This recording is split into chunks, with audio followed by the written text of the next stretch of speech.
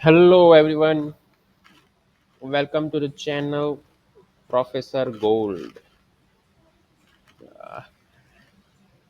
एक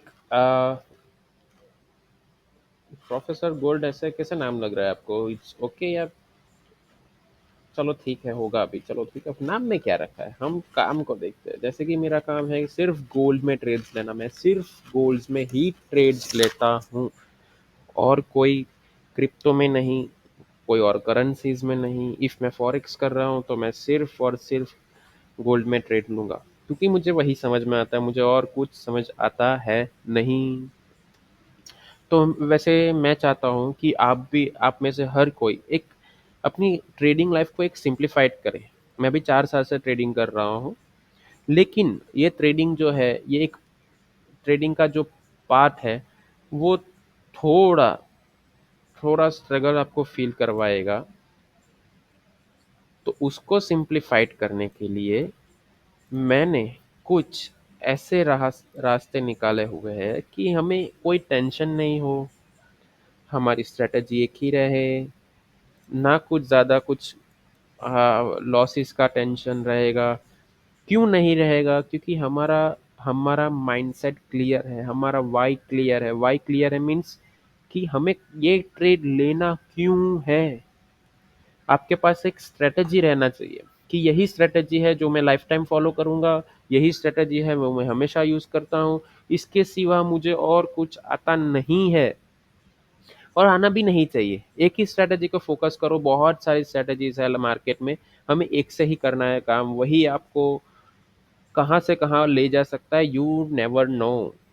सो हम फोकस करेंगे एक ही स्ट्रेटजी पे। मैं मेरी स्ट्रेटजी कुछ आपको दिखाऊंगा। तो हम पहले डे के चार्ट में आ जाएंगे कि अगर गोल्ड को हम डे के चार्ट से देखते हैं तो कुछ ऐसा कुछ दिखता है। ठीक है, तो ये कुछ एक लेवल्स बनाए हुए हैं मैंने, जैसे कि यस्टरडे हाई।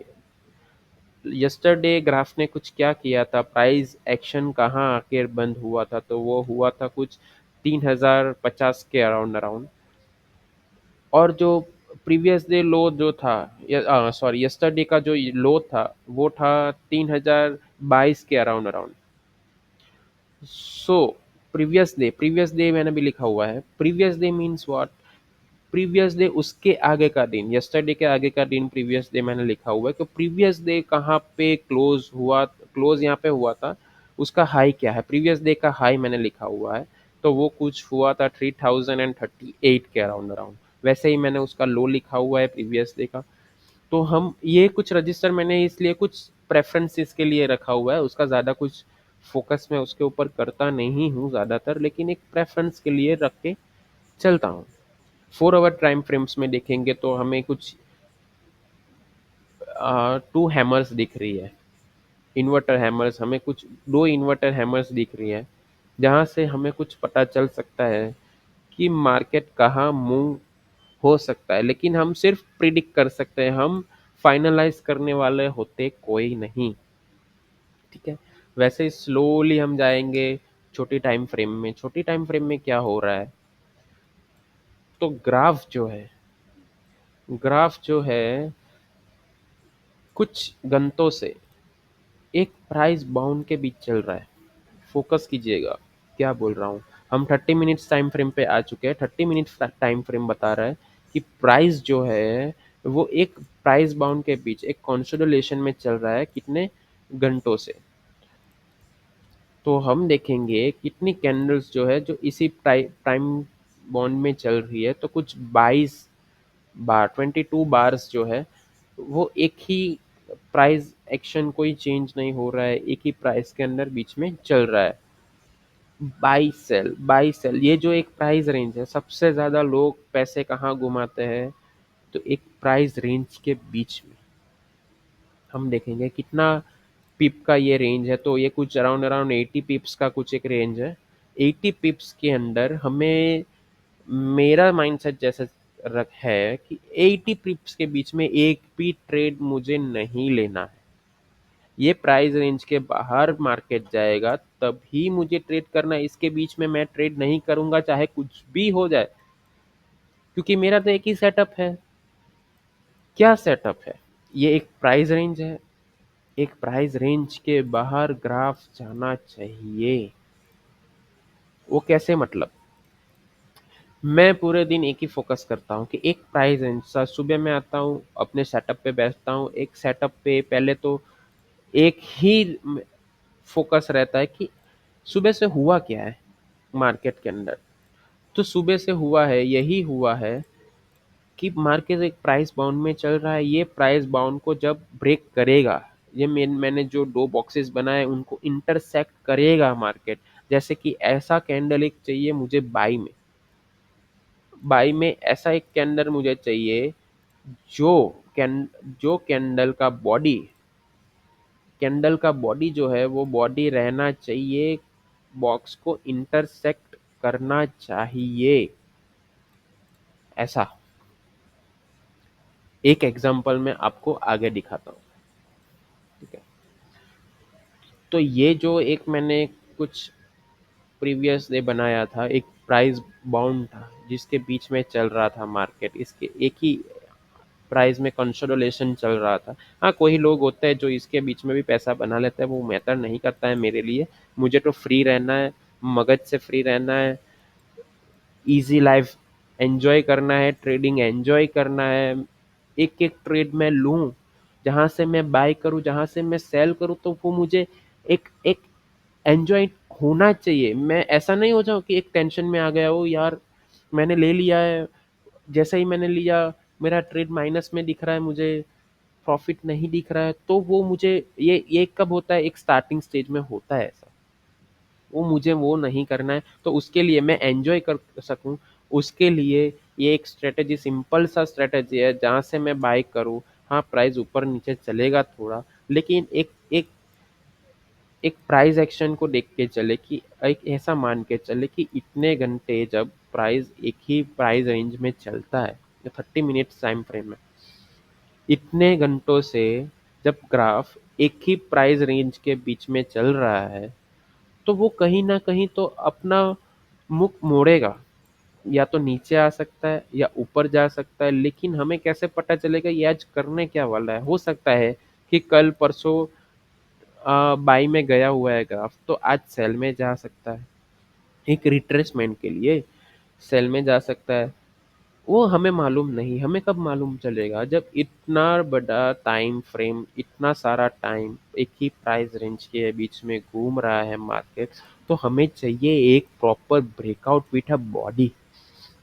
तो हमें यहाँ पे मिल रहा था एक एक ही बॉक्स के अंदर यही एक कैंडल था जो प्रॉपरली इंटरसेक्ट कर रहा था। तो मैं इसके बाद डिसाइड कर सकता हूँ कि अभी ऐसा हो चुका है कि मार्केट ने एक साइड अपना डिसाइड किया हुआ है कि मैं आज के दिन में बाई की साइड जाने वाला हूँ। या फिर हो सकता था कि वो सेल नीचे नीचे ब्रेकआउट दे सकता था, लेकिन प्राइस मार्केट ने क्या किया है, इसके बाहर डिसाइड किया है कि हम बाइंग में जाएंगे। तो फिर मुझे कुछ और सोचना नहीं रहता है, मुझे बाइंग बाइंग में ही जाना रहता है। वैसे ही अभी आप देखो, तो एक प्राइस रेंज के बीच में फंसा हुआ है मार्केट, तो कहीं ना कहीं एक ब्रेकआउट हमें चाहिए, जो ये प्राइस बाउंड के बाहर कैंडल क्लोज हो। अगर हमें यहाँ से सेल करना है, तो हमें एक ऐसा कैंडल चाहिए जो मेरे बॉक्स को इंटरसेक्ट करे। ये इंटरसेक्शन के बाद हम ट्रेड लेंगे सेल के लिए, सेल करेंगे। वो भी ये जो एक रजिस्टर, आपको इसको भी आप रजिस्टर कंसीडर कर सकते हो। तो ये एक रजिस्टर से ये एक क्लीन रेंज है जहाँ पे एक भी कैंडल रेड नहीं है। तो हमें ये क्लीन जो रेंज है वो है 120 पिप्स। तो मुझे मेरा आज टारगेट है, अगर ये ऐसा करता है मार्केट, तो मेरा एक ही गोल रहेगा कि मैं ये 120 पिप्स को टारगेट करूं। और अगर नहीं होता है, चलो सेल में नहीं, ये कैंडल क्लोज नहीं होता है आज, तो डजेंट मैटर, मुझे कोई उससे मतलब नहीं है। मैं क्या करूंगा, सिंपली वेट करूंगा कि एक एक बाइंग में एक कैंडल ऐसा क्लोज हो जो मार्केट को और ऊपर पुश करने में हेल्प करे। तो मैं क्या करूँगा, ऐसा जब होगा तो मैं इसके ऊपर जितना है, ये जितना प्राइस रेंज है जिसके बाउंड में ऊपर चल रहा है, तो 84 85 पिप्स, 80 पिप्स पकड़ के चलते हैं। 80 पिप्स का जो एक रेंज है, तो वो रेंज में मैं फिर से नेक्स्ट 80 पिप्स को मैं टारगेट करूंगा, बॉडी जब यहाँ पे बन जाएगा उसके बाद। सो मेरा पहला टारगेट यही रहेगा। फिर अगर इसको ब्रेक करता है तो मेरा पहला टारगेट यही रहेगा। देखो, मार्केट ऐसा भी हो सकता है कि यहाँ से बहुत सारा मूवमेंट ऊपर दे, उसे हमको मतलब नहीं है। ग्रीड और फियर, मार्केट के दो पहलू है, ग्रीड और फियर। मुझे ज़्यादा नहीं ले जाना है, मुझे ले जाना है तो बस मेरा डिसाइडेड यहाँ तक ही है। मैंने यहीं तक डिसाइड किया है, तो यहाँ पे मेरा थिंकिंग खत्म हो जाता है। तो दैट्स इट, मेरा ट्रेड यहाँ खत्म, मेरा आज का दिन यहाँ खत्म हो जाएगा। मेरा यही टारगेट है, तो उसके लिए मैं वेट करूँगा। या तो बाय हो सकता है या तो सेल हो सकता है। फोकस हमें करना है कहाँ पे, एक कैंडल का ब्रेकआउट अपने बॉक्स के बाहर guys. Thank you so much guys for watching me. अगर आपको कुछ क्वेश्चंस हो, आप कुछ पूछना चाहते हैं, आप सिंप्लीफाइड करना चाहते हैं, और मैं आगे बताऊंगा आपको बहुत सारा ऐसा माइंडसेट गेम्स है। ये पूरा ट्रेडिंग जो है वो माइंडसेट का गेम है। तो आगे मैं आपको बताऊंगा कि और माइंडफुली हमें कैसे ट्रेड लेना है, हमें कैसे ट्रेड करना है, हमें क्या सोचना है। When we are in a trade, we need to think something.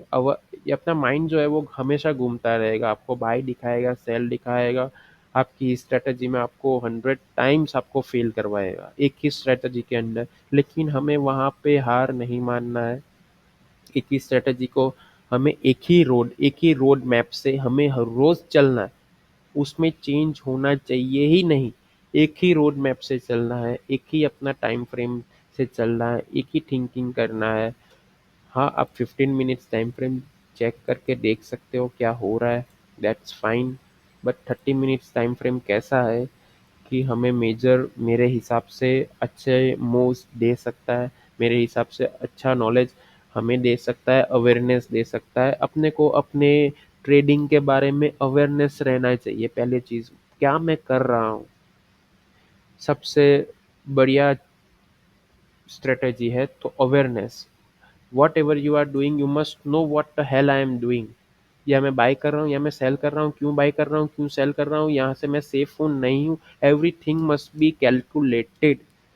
वो सब मैं आपको वन बाय वन उसके लिए वीडियोस में बनाऊंगा, आपको दिखाऊंगा, समझाऊंगा। लेकिन आज आज से स्टार्ट किया हुआ है मैंने। फर्स्ट स्ट्रेटजी अपना सिंप्लीफाइड किया हुआ है। एक प्राइस रेंज है, उसके अंदर कैसे अपने को ट्रेड करना है गाइस। अगर आपका कोई क्वेश्चन है तो आप कमेंट कीजिए, आपका कोई डाउट है आप कमेंट कीजिए, बताइए हमें। हम आपको डेफिनेटली रिप्लाई करेंगे और समझाएंगे। Thank you so much guys, be safe in trading, take care, bye bye.